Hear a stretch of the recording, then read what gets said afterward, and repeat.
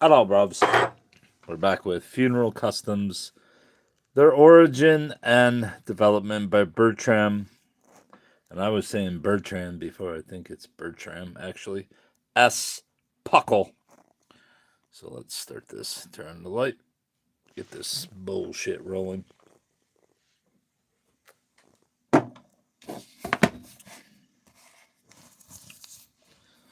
Not sure what chapter this is. 10, I believe.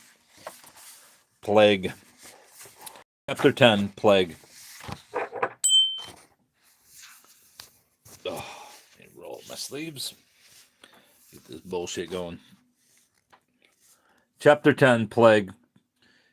It is to be hoped that with all that modern science has done towards the better ordering of our sanitary arrangements and the scientific treatment of the refuse of the cities, we in this country may never again experience such a devastating scourge as the plague which swept over this land in earlier centuries.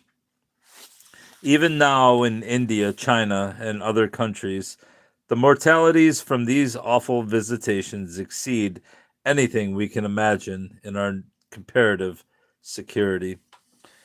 There, despite organized relief, the death roll from plague and its fearsome companion famine wiped out in the affected districts hundreds of thousands of human lives, and we cannot pretend to have dealt with the subject of death without consideration of the provisions made in such calamities to dispose of great numbers of bodies mown down like corn under the sickle.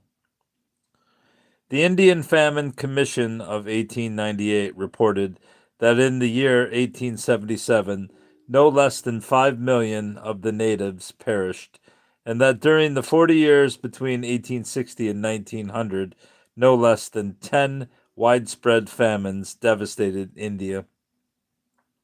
In the progress of the human race, as scattered tribes became nations, herding together in communities for reason or another, they they became subject to periodical ravages of plague in various forms. What do you got, bruvs?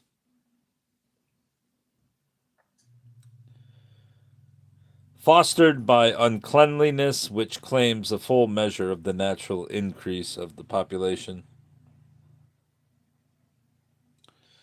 Far exceeding all visitations of the kind in Europe, stands out the Black Death of the 14th century and the Great Plague of the 17th century. The Black Death, which appeared in London in 1348, started in China and rapidly spread from country to country, leaving an appalling devastation in the wake.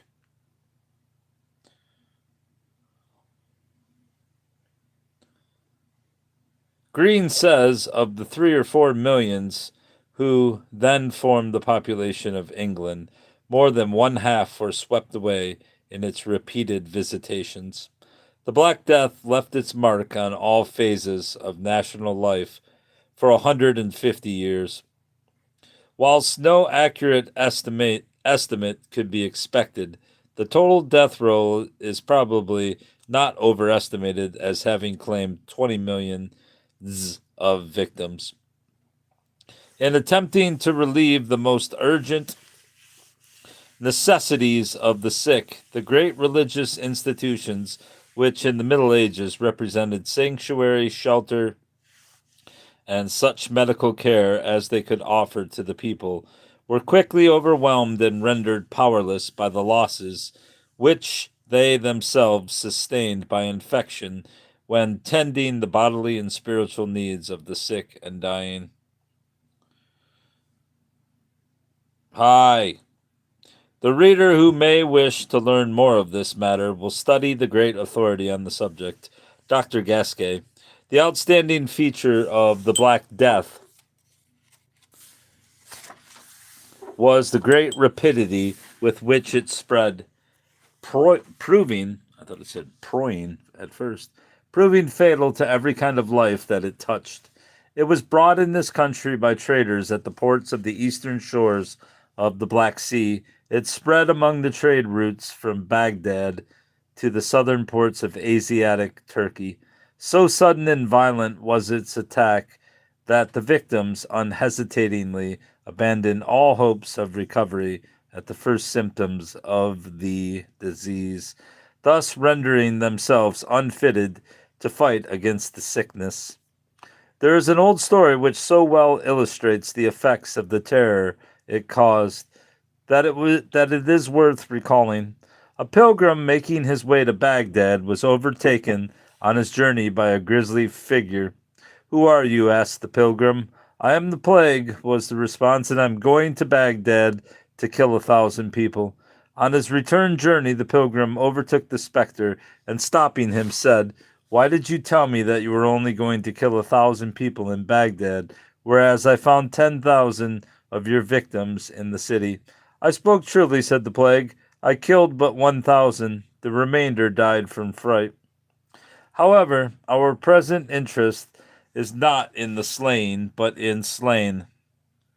Dr. Gasquet, speaking of the ravages of the Black Death, says, "There was no time for Christian burial.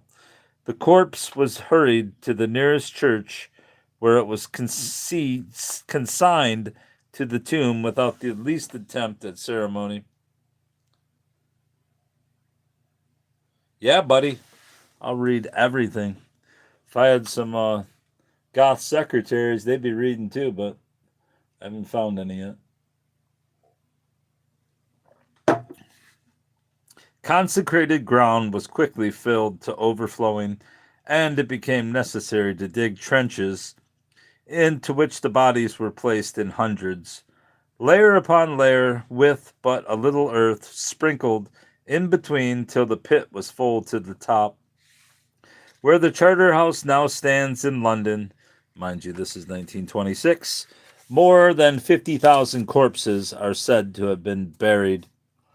The same wholesome interments were found, all that it was possible were found. The same wholesale interments were found, all that it was possible to give in other countries also. The hell does that mean? The same wholesale interments were found, all that it was possible to give in other countries also. I don't mean nothing. Some butter churning bullshit there. "Help us," they cry in Pisa, "to bear the body to the pit, so that we in our turn may deserve to find someone to carry us."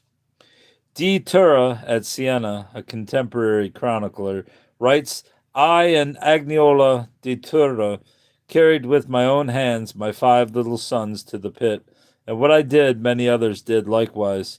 So great was the labor of burying the dead, little wonder that fear seized the stoutest hearts, and the people, dreading infection, ran into the houses as the corpses were carried past.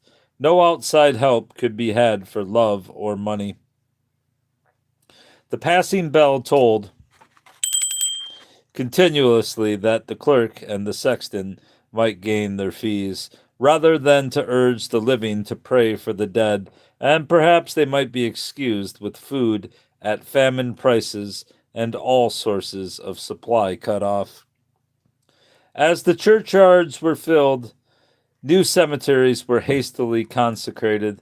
In all this stress of circumstances, it should be noted that no thought was given to the cremation of bodies, surely proof enough that the practice was repugnant to the people, who even in such circumstances as these refused to adopt the pagan practice as being against the usage of the Christian Church. The historian Stowe gives the following picture of London in these dark times. The pestilence increased so sore that from want of room in churchyards to bury the dead of the city and suburbs, one John Corey, clerk, purchased of Nicholas Prior of the Holy Trinity, Aldgate, Aldgage, one loft of ground near unto East Smithfield for the burial of those that died, with condition that it might be called the churchyard of the Holy Trinity, which ground he caused by the aid of divers devout citizens to be enclosed by a wall of stone. Hello, bros. Robert Elsing, son of William Elsing, gave £5 thereunto, and the same was dedicated by Ralph Stratford, Bishop of London, where innumerable bodies of the dead were afterwards buried, and a chapel built in the same place to the honor of God. From the same source we gather that the said Bishop of London bought a piece of land called No Man's Land, which he enclosed by a wall of brick and dedicated to the burial of the dead, building thereon a proper chapel, which is now 1598, enlarged and made a dwelling house. And the burying plot is become a fair garden, retaining the old name of Pardon Churchyard. Pardon Churchyard. After this, in the year 1349, Walter Mannering, in respect of a plague and infection, purchased 13 acres and a rood, R-O-O-D, is that a rood? A rood of adjoining, a rood of 13 acres and a rood of adjoining the said No Man's Land, and lying in a place called Spittle Croft, because it belonged to St. Bartholomew's Hospital. Since then, he continued, in this plot of ground, also consecrated by the Bishop of London, there were in that year more than 50,000 persons buried, as I have read in the charters of Edward III. It will be noted that the good bishop at least played his part in the great drama, and how careful he was, even in such difficult times, to see the cemeteries enclosed with walls of brick or stone, no light matter, and duly consecrated in accordance with Christian custom. Little attempt seems to have been made to stay the course of the Black Death, and it may well be supposed that to bury its victims was as much as could be coped with. But Collier mentions the following curious incident. A set of enthusiasts called flagellants came from Hungary and passed through the country, lashing themselves till the blood ran down their shoulders, that the plague might be stayed. As to what effect this self-imposed penance had, he leaves us uninstructed. Between the visitation of the Black Plague in the 14th century and the Great Plague of the 17th century, a sweating sickness ravished England in the year 1551. It was peculiar inasmuch as it seemed to select its victims exclusively from the natives of these isles. Froude, writing of that visitation, remarks, if it broke out in a foreign town, it picked out the English residents with undeviating accuracy. The sufferers were generally men between 30 and 40 years of age, and the stouter and healthier they were, the more readily they caught the infection. The symptoms were a sudden perspiration accompanied by faintness and drowsiness. Those who were taken with full stomachs died immediately, and those who caught cold shivered into dissolution in a few hours. The disease produced on the victim an intense desire to sleep, which, if yielded to, quickly proved fatal. So rapid was the disorder that of 7 householders who supped together in the city of London, 6 before morning were corpses. The cure advocated for this strange malady seems rather at variance with the necessity of keeping awake. The sufferer was advised to keep close in a moderate air and to drink posset ale and such like for 30 hours, when the patient was supposed to be out of danger. It was a terrible time, says Stowe. Men lost their friends by the sweat. In London alone, 800 men died in 1 week in July. In the 17th century, no less than 4 plagues swept over the country. When we realize the comparative spare population compared with our own times, the following death toll is simply appalling. 1603, 30,578. 1625, 35,417. 1636, 10,400. 1665, 68,596. Or a total sacrifice of 144,991 lives. As these figures will show, the mortality of the Great Plague, as it was called, far exceeded them all. The authorities seem to have learned little from these repeated experiences. By a remarkable dispensation of Providence, a year later the fire of London burnt out the foulness which had so long accumulated. Every sort of filthiness had soaked into the very foundations of the houses, which, together with the churchyards, into which bodies had been hastily packed away in thousands, were cleansed and purified by the intensity of the heat. That goods placed for safe storage by the merchants in the crypts of the churches should have been destroyed indicates the thorough way in which the great conflagration did the work. At the first alarm of the plague, the rich merchants of London fled to the country districts to avoid infection, leaving their poorer brethren to face the coming storm. Some sort of organization seems to have existed with a view to stamping out the epidemic, for the city was divided into districts, each with nurses, watchers, and grave diggers. The women who tended the sick carried a red staff in their hands that those whom they met might avoid them. The infected houses were marked with a cross and a prayer, a cry to heaven when nothing more could be expected of material assistance. The warning cry, "Bring out your dead," and the rumble of the dead carts disturbed the stillness of the night, all too short for the collection of the bodies from the streets and houses. Besant also quotes the following regulations drawn up for the city fathers in their hopeless efforts to stay the ravages of the plague.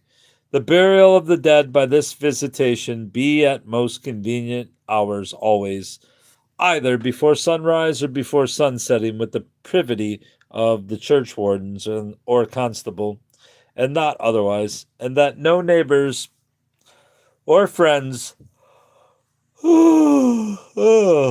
be suffered to accompany the corpse to church, or to enter the house visited, upon pain of having his house shut up or be imprisoned, and that no corpse dying of infection shall be buried or remain in any church in time of common prayer, sermon, or lecture, and that no children be suffered at time of burial, or any corpse in any church, churchyard, or burying place, to come near the corpse, coffin, or grave, and that all the graves be at least 6 feet deep. And further, all public assemblies at others' burial are to be forborne during the continuance of the visitation. The regulations further enjoined that the houses which the plague had visited were to be marked with with with with a red cross on the middle of the door, 1 foot in length, and the words, "Lord, have mercy on us," to be also inscribed. Yes, when the crosses were chalked on the door, yes, when the terrible death cart rolled, excellent courage our fathers bore, excellent hearts had our fathers of old. In view of the regulation that none might follow to the grave, the corpse was hurried out of the house at night, wrapped in any sort of an improvised shroud to be committed to the pits, with, or more likely without, a muttered prayer from the laborer, already accustomed to the sickening sight of wholesale slaughter. Liberal libations of beer and tobacco and good pay were the only consolations of a sorely tried official, who, from force of circumstances or some sense of duty, was pressed into this service. Whatever the efforts made, it was certainly not science that finally overcame a national calamity which, nurtured in a hotbed of filth, would, once it had started, have sorely taxed our most earnest efforts today.